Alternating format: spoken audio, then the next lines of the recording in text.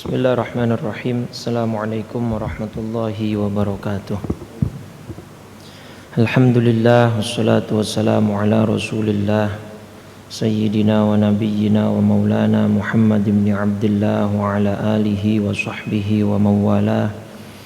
Wa la hawla wa la quwwata illa billah. Subhanaka la ilma lana illa ma 'allamtana innaka antal alimul hakim. Rabbi shrah li sadri wa yassir li amri wahlul 'uqdatam min lisani yafqahu qawli wa saddid lisani wahdi qalbi bihaqqi sayyidina Muhammadin sallallahu alaihi wasallam. Amma ba'du, fa ya ayyuhal hadirun, para jamaah salat zuhur berjamaah Masjid Jami' Yarsi yang dimuliakan oleh Allah. Mari kita lanjutkan kajian rutin kita setiap Selasa, setiap Senin, pekan kedua dan keempat. Insyaallah pertemuan ini kita akan menuntaskan tentang hari kiamat dan sampai ke faslul qadha saat ini, yaitu fase penantian ketika Allah sudah membangkitkan seluruh manusia dari alam barzakh. Ketika Allah membangkitkan seluruh manusia dari alam barzakh, maka kita semua akan digiring ke padang mahsyar untuk kita menanti keputusan dari Allah Subhanahu wa ta'ala, dan ini dinamakan faslul qadha. Saya ingin menambahkan sedikit tadi yang disampaikan Haji Uun, bahwa itu adalah hadis Nabi, an-nasu kulluhum niyamun fa idza matu intabahu. Manusia itu di alam dunia sejatinya seperti orang tidur. Kalau mereka meninggal barulah mereka sadar. Maka itulah yang diibaratkan tadi, bahwa dunia ini seperti alam mimpi. Karena saking sebentarnya, saking sesaatnya, seperti layaknya kita tidur saat ini di alam dunia, kemudian kita bermimpi, yaitu hanya sesaat saja. Nah, begitulah perumpamaan orang yang sudah meninggal dunia. Dia akan menyadari bahwa alam dunia yang dahulu dia hidup di dalamnya itulah sekedar mimpi yang sesaat saja. Nah, baik, kemarin kita sudah membahas bahwa ketika nanti semua manusia dibangkitkan di padang mahsyar dari alam barzakh, manusia dari mulai zaman Nabi Adam sampai manusia terakhir akan dikumpulkan ke dalam satu tempat. Saat itu Allah menampakkan kekuasaannya. Allah juga menurunkan jajaran malaikatnya dari langit. Ya, ini di surat Ar-Rahman surat 55 ayat 33 Allah berfirman, ya ma'syaral jinni wal insi, wahai para jin dan manusia.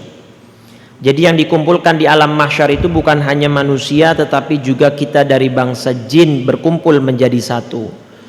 Ini istata'tum an tanfudhu min aqtaris samawati wal ard fanfudhu. Kalau kalian sanggup menembus, melintas, melewati penjuru langit dan bumi saat itu, maka silakan lewatlah, lintasilah. Tetapi la tanfuduna illa bisultan, kalian tidak akan dapat menembusnya kecuali dengan kekuatan. Kenapa tidak dapat menembus? Padat, ramai, sempit saat itu terasa padang mahsyar.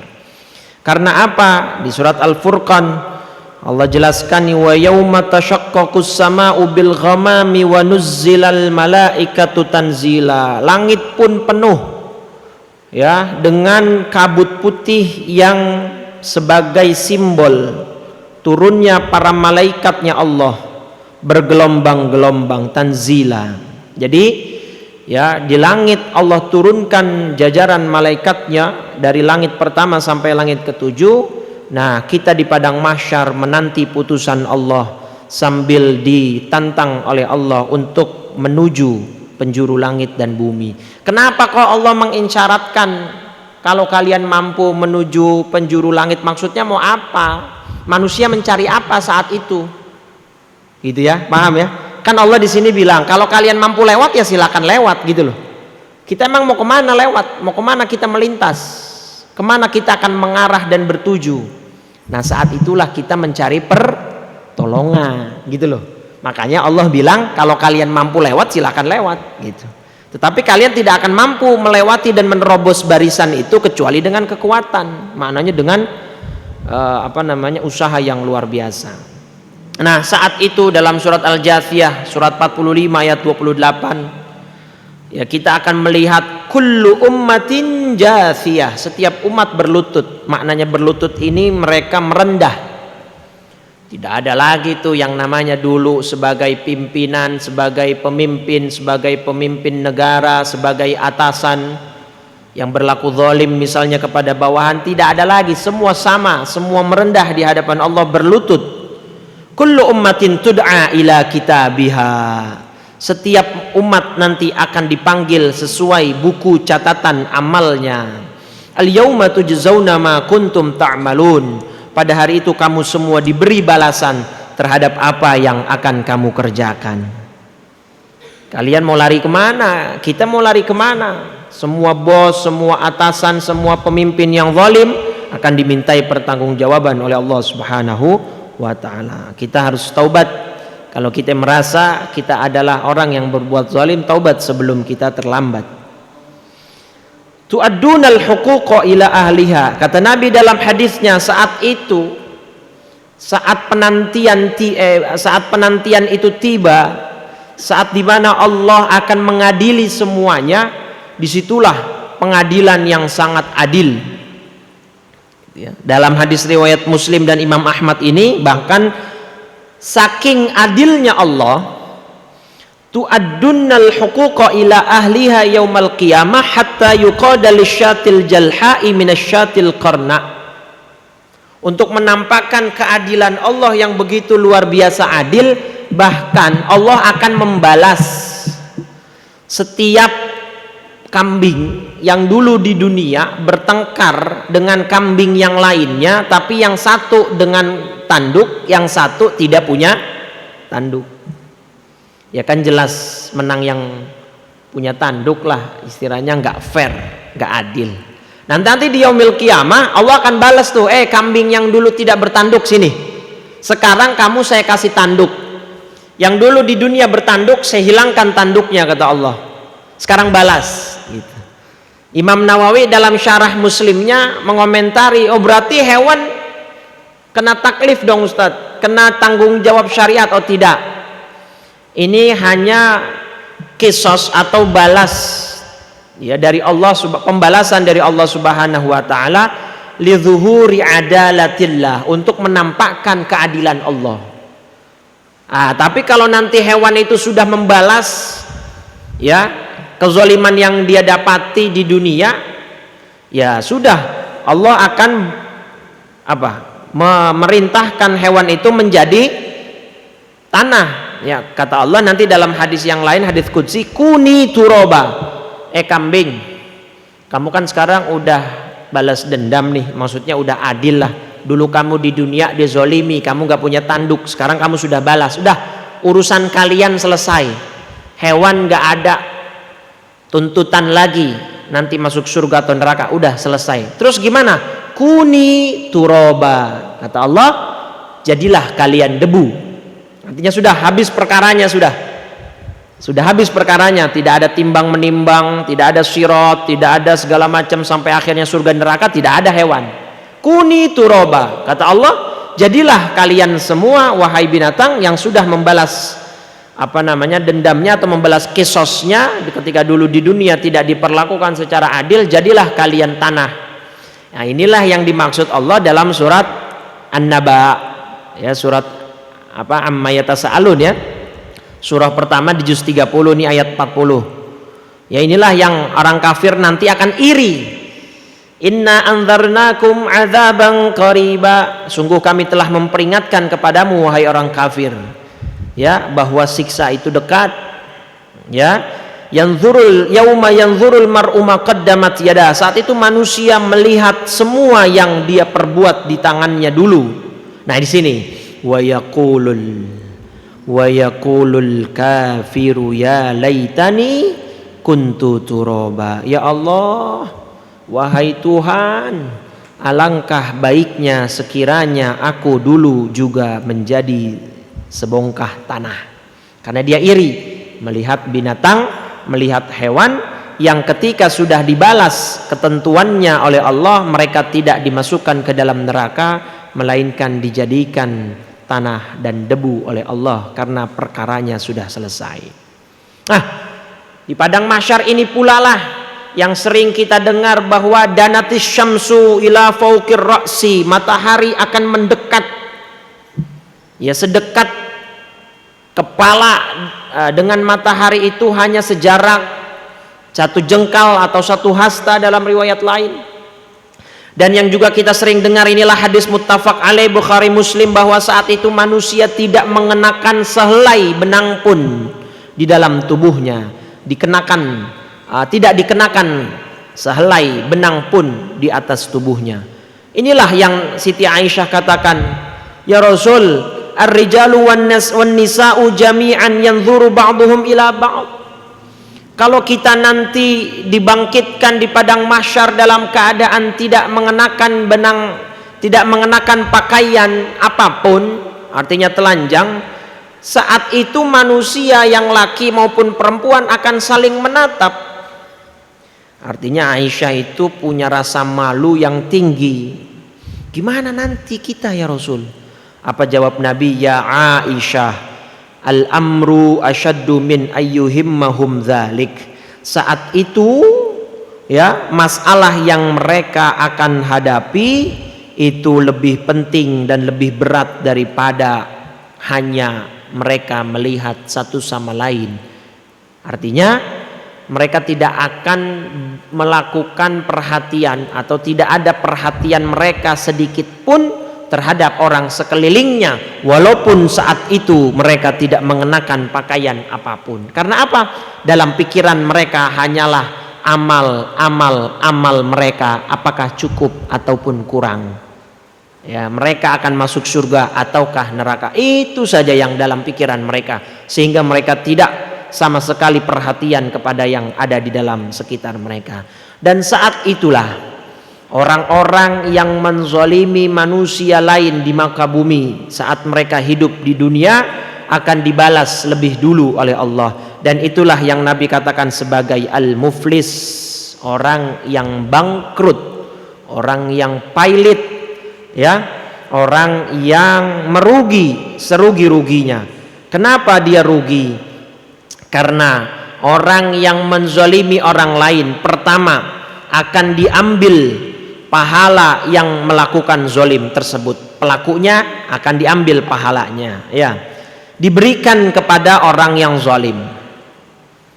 Kemudian fa in faniyat hasanatuhu, kalau pahalanya udah habis, ya, walam yang qadhi alaihi, tapi perbuatan zolimnya masih tersisa.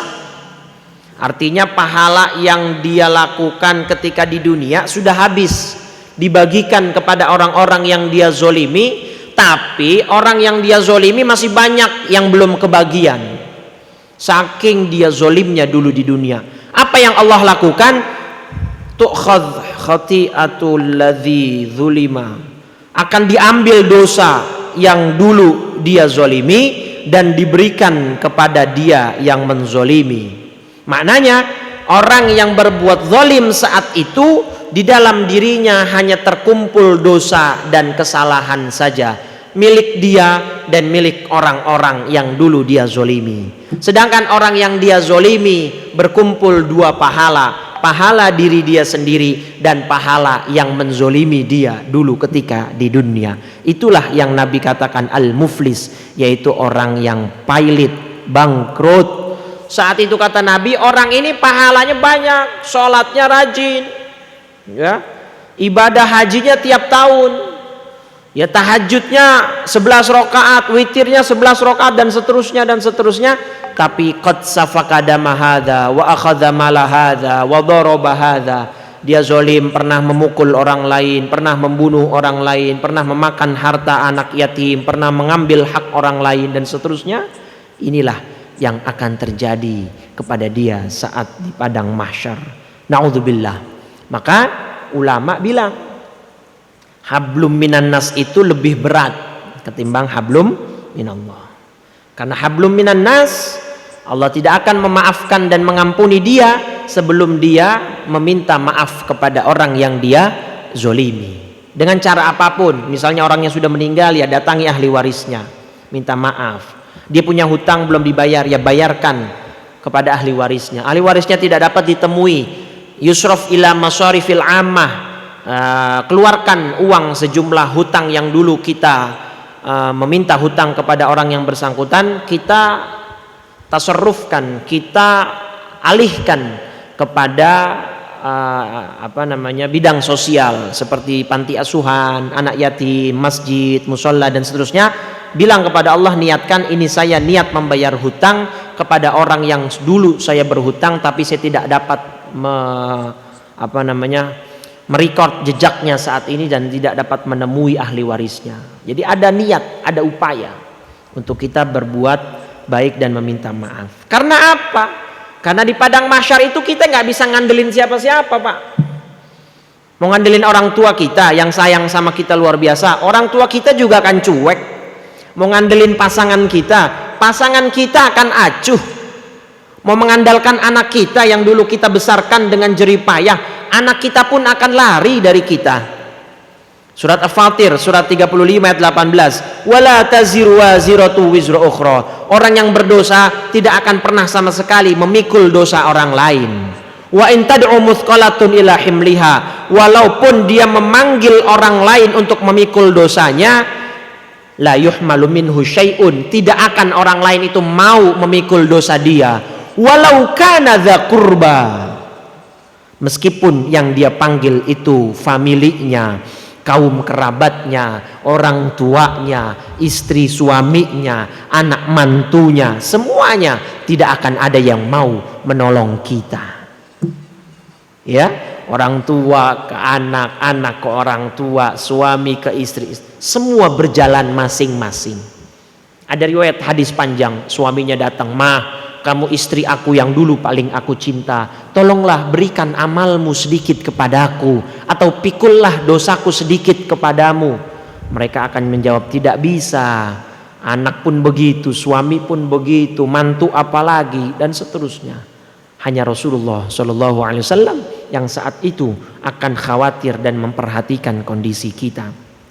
Hadis ayat itu diperkuat oleh hadis riwayat Imam Ahmad dan Al-Hakim.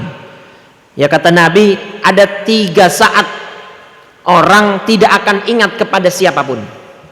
Ketika di hari akhirat ada 3 momen, ada 3 waktu yang orang tidak akan ingat kepada orang lain, bahkan keluarganya sendiri. Pertama, indal mizan, ketika ditimbang amal yang dia lakukan. Kedua, indas suhuf atau indal kitab, ketika dia menerima catatan amal dia baik atau buruk. Dan yang ketiga, ketika sirat, ketika dia akan melewati satu jembatan. Kata Nabi, as-sirat jasrun. Sirat itu sebuah jembatan baina dhahranail jahannam, yang membentang di atas bentangan atau hamparan neraka jahanam. Maka di 3 tempat ini seseorang tidak akan pernah ingat kepada orang lain, termasuk orang tua, istri, anak dan seterusnya. Siapa yang ingat kepada kita? Ialah Nabi kita Muhammad sallallahu alaihi wasallam. Dalam hadis riwayat Muslim, Nabi mengatakan setiap nabi, Pak, punya doa mujarab.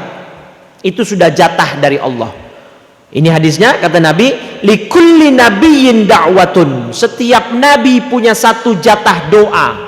Seluruh nabi dari Allah, yang mana kalau dia berdoa tidak akan ditolak oleh Allah. Tapi seluruh nabi sudah menggunakan doanya untuk umatnya di dunia, kecuali Nabi Muhammad SAW. Apa kata Nabi? Uridu an akhtabi da'wati. Saya simpan doa jatah saya dari Allah itu saya simpan untuk memberikan syafaat kepada umatku nanti di hari kiamat.